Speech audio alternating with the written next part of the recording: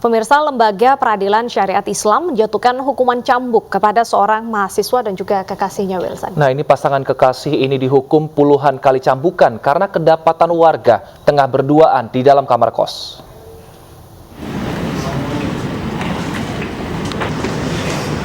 Terpidana pelanggar kanun syariat Islam, seorang mahasiswa berinisial YF menjalani eksekusi hukuman cambuk di Komplek Bustanul Salatin Banda Aceh. Tak hanya YF, teman wanitanya berinisial FL juga menjalani hukuman cambuk. Keduanya sama-sama divonis 22 kali cambukan karena kedapatan oleh warga tengah berduaan di kamar indekos. Mahkamah Syariah atau Lembaga Peradilan Syariah Islam di Aceh menjatuhi putusan keduanya dengan pasal yang dilanggar, yakni pasal 25 ayat 1 Kanun Aceh nomor 6 tahun 2014. Kos-kosan, mereka kedapatan warga sedang di dalam rumah, sedang waktu dibuka sih memang udah selesai, kejadian udah selesai, mereka bercubu-cubu di dalam, sudah mendekati zina. Mereka ini hubungannya pacaran, katanya pacaran. Status mereka itu pelajar atau seperti apa? Yang satu mahasiswa, yang laki mahasiswa, yang perempuan datang kemari mau cari kerja, tapi belum dapat kerja, lagi nyari-nyari kerja. Baru juga di Banda Aceh, katanya baru sebulan. Putusan pengadilannya 25 kali cambuk, dipotong dengan masa tahanan yang udah jalan sekitar 75 hari, jadi dipotong dengan 3 kali cambuk. Jadi tinggal 22.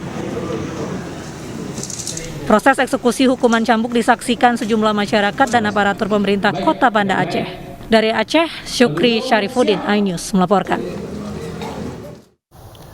Berkedok kendaraannya mogok, seorang sopir truk nekat nyabu di tepi jalan tol Surabaya Gempol. Akibat aksi nekatnya tersebut, pemirsa, pelaku ditangkap petugas PJR Tol dan juga diserahkan ke Polrestabes Surabaya. Iya, ini cetak gelok nomang, Bang. Ini sabu-sabunya milik siapa? Ngomong-ngomong. Milik saya, wes. Kamu beli dari mana? Ngomong. Apa? Kamu beli dari mana? Tadi pesan di sana. Di mana belinya? Di tol sana. Tol mana? Rungkut. Siapa namanya? Endong. Oke. Inilah video amatir milik petugas PJR Jalan Tol Surabaya Gempol yang merekam pengakuan awal sopir truk yang mengisap sabu di tepi jalan kilometer 15 Tol Surabaya Gempol. Saat beraksi, pelaku berpura-pura beristirahat di tepi jalan dan beralasan kendaraannya mogok. Namun setelah didatangi dan diperiksa petugas PJR Tol, ternyata truk dalam kondisi baik. Petugas yang curiga akhirnya memeriksa kabin truk dan kemudian ditemukan sabu beserta alat hisapnya. Dari temuan itu, pengemudi truk akhirnya mengakui jika dirinya nekat berhenti di tepi jalan tol hanya untuk menghisap sabu. Polisi nyangka nggak? Enggak nyangka. Nggak nyangka ya. Terus bapaknya pakai sabu buat apa? Ya pengen aja, Pak. Kepengin? Iya. Biar kuat. Modusnya harus makainya di ini ya? Aman ya? Di tol ya, Pak? Enggak tentu. Biasanya makainya di mana? Enggak tentu, Pak, saya. Di rumah? Enggak pernah di rumah. Di kantor? Enggak, di jalan-jalan gitu. Oh iya makanya. Di pinggir jalan? Di pinggir jalan gitu? Iya, kalau pengen gitu pakai. Kalau gitu ngantuk pakai gitu. Biar kuat. Rekan-rekan patroli melaksanakan patroli di jalur tol. Nah, kebetulan ada kendaraan yang mogok, di mana teman-teman ini biasanya membantu kendaraan-kendaraan mogok. Nah, dicek kendaraan ini alibinya awalnya rusak, tapi dari teman-teman patroli kurang yakin, dicek ke kendaraannya dan ditemukan berupa sabu-sabu. Kini pelaku telah diserahkan ke Satres Narkoba Polrestabes Surabaya untuk pemeriksaan lebih lanjut.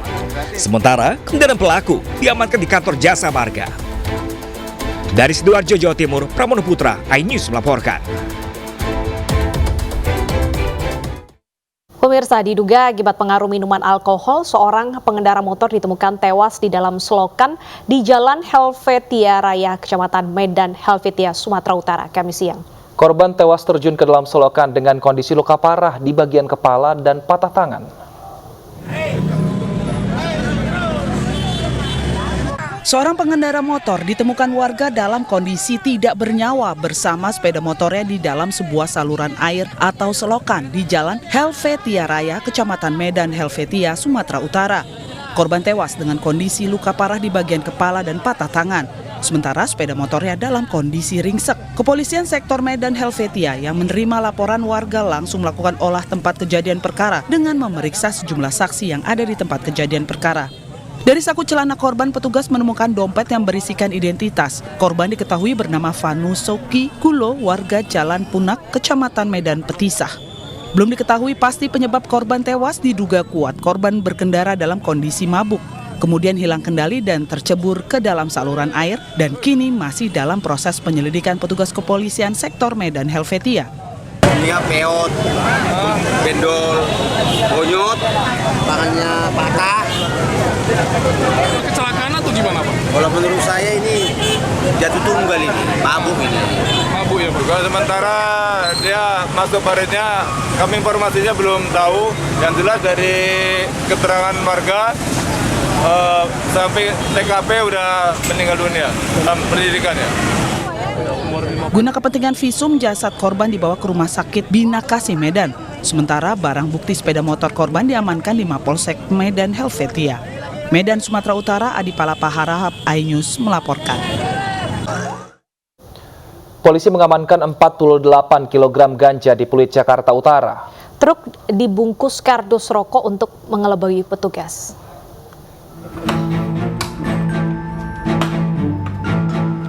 Truk ekspedisi yang datang dari Medan ini dihentikan di kawasan Pluit, Jakarta Utara. Di dalam truk ekspedisi bernomor polisi BK 9033BE, Satres Narkoba Polres Metro Jakarta Timur menemukan 48 kg ganja. Ganja dibungkus menggunakan kardus rokok dan dilapisi karung berwarna putih. Polisi pun langsung menyita barang bukti dan mengamankan dua pria berinisial RG dan I yang membawa barang haram tersebut. Dari pemeriksaan, keduanya pun ditetapkan menjadi tersangka. Polisi juga mengejar satu orang pelaku lain yang sudah diketahui identitasnya. Setelah melakukan penggeledahan di dalam truk, ditemukan 3 kardus, ya, 3 kardus bungkus rokok Surya, dibungkus lagi dengan karung plastik warna putih.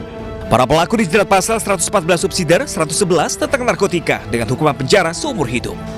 Dari Jakarta, Rio Manik, iNews melaporkan.